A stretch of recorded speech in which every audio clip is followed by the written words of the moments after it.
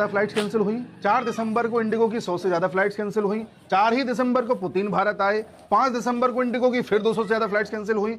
यानी कि flights cancellation की डेंसिटी उस वक्त बढ़ी है जिस वक्त पुतिन भारत में थे। याद करिए, 1 दिसंबर को सरकार ने यह बोला था कि हमारे यहां कई एयरपोर्ट्स पर जीपीएस स्पूफिंग हुई है, यानी किसी ने जीपीएस हैक करके विमानों को भटकाने का प्रयास किया है जिससे कि एक्सीडेंट हो जाए।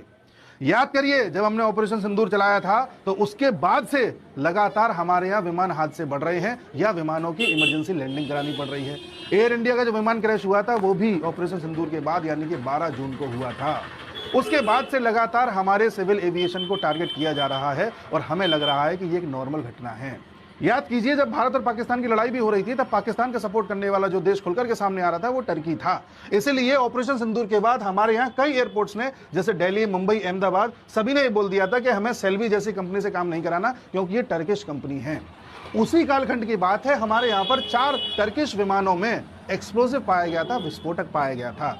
और यही वो टाइम था जब सरकार ने वर्तमान नियम जो एफडीटीएल है इनका फर्स्ट फेज लागू किया था, जिसकी वजह से अभी इंडिगो परेशान हो रही है। जब सरकार ने फर्स्ट फेज लागू किया था तब सरकार ने यानी कि डीजीसीए ने, सिविल एविएशन ने इंडिगो से बोला था कि तुम्हारा जो टर्किश एयरलाइंस के साथ पार्टनरशिप है, जो कोड शेयरिंग आप लोग कर रहे हो, उसे यहीं पर छोड़ दो। तब इंडिगो ने बोला था कि हम छोड़ देंगे, हमें 3 महीने की मोहलत दो।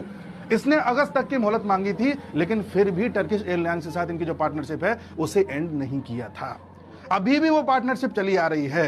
तो क्या ये माना जाए कि टर्किश एयरलाइन जिस तरह से इंडिगो की मदद करती है, उसने इंडिगो को मजबूर किया कि ज्यादा स्टाफ हायर मत करो, ऐसे ही चलाते रहो, क्योंकि स्टाफ हायर हो जाता तो ये समस्या आती ही नहीं।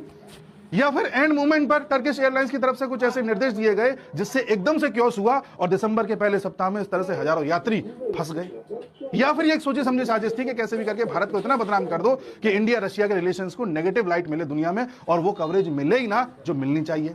ऐसा पहले भी होता रहा है। जब 2020 में ट्रंप आए थे तब दिल्ली में दंगे हुए थे, उसी वक्त सीए का प्रोटेस्ट स्टार्ट किया गया तो सबका ध्यान उस पर चला गया था। तो सरकार ने इस पूरे खेल पर अब जांच बिठा दी है। सरकार ये देखना चाह रही है कि यह इत्तेफाक है या कोई साजिश है।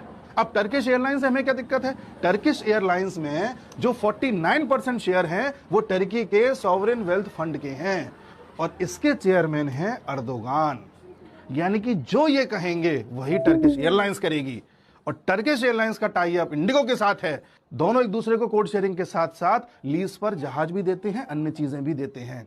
हालांकि सरकार ने इंडिगो के अधिकारियों को तलब किया है, पूरी जांच बैठेगी, उसके बाद यह तय होगा कि क्या यह एक संयोग है या फिर साजिश है।